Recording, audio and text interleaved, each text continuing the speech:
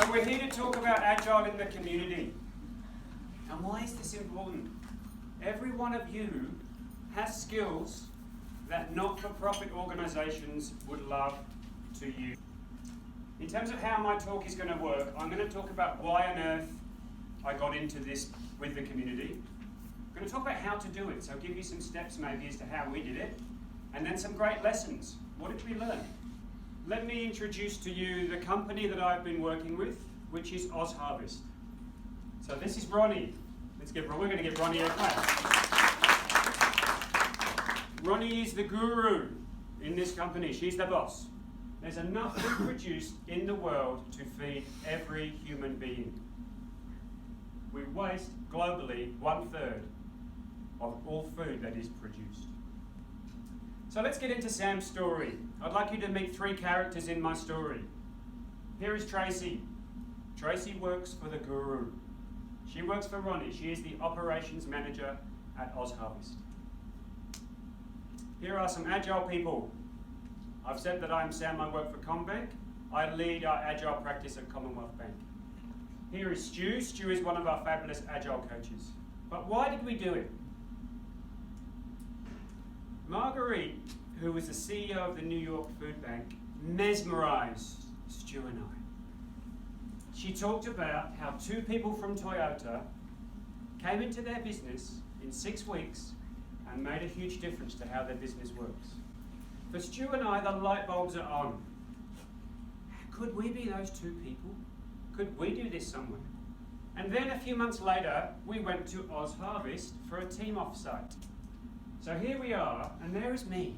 I'm looking a little bit misty-eyed, where this lady, the guru, is talking to us. This is the company we are going to help. But what about the why for Oz Harvest? Why did they care about what we wanted to do? Tracy had only been with Oz Harvest for 3 months when she met us.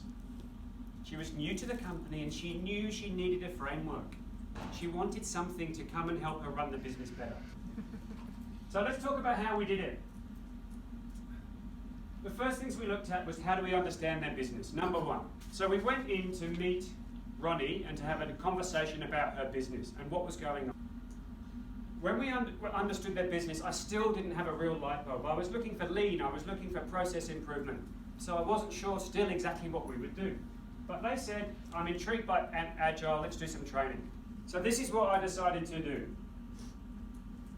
Instead of just training and giving them some knowledge, we have to give a bit more. We started with something small.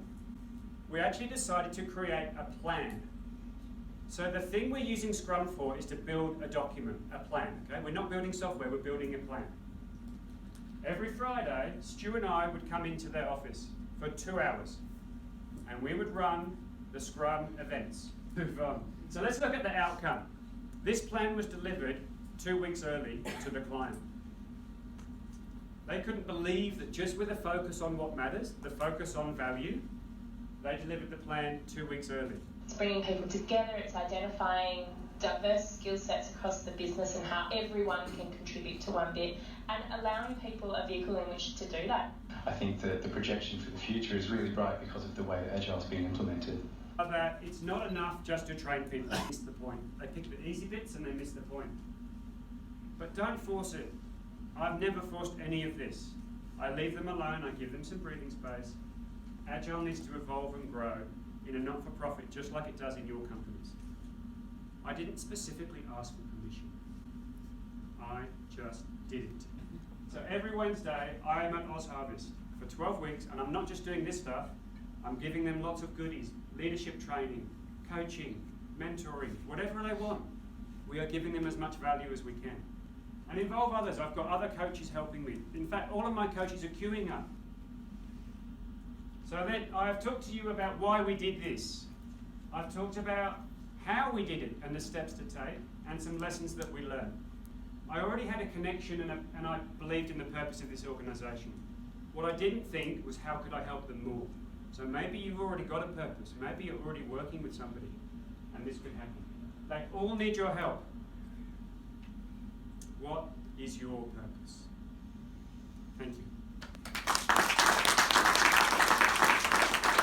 Who got some quick question?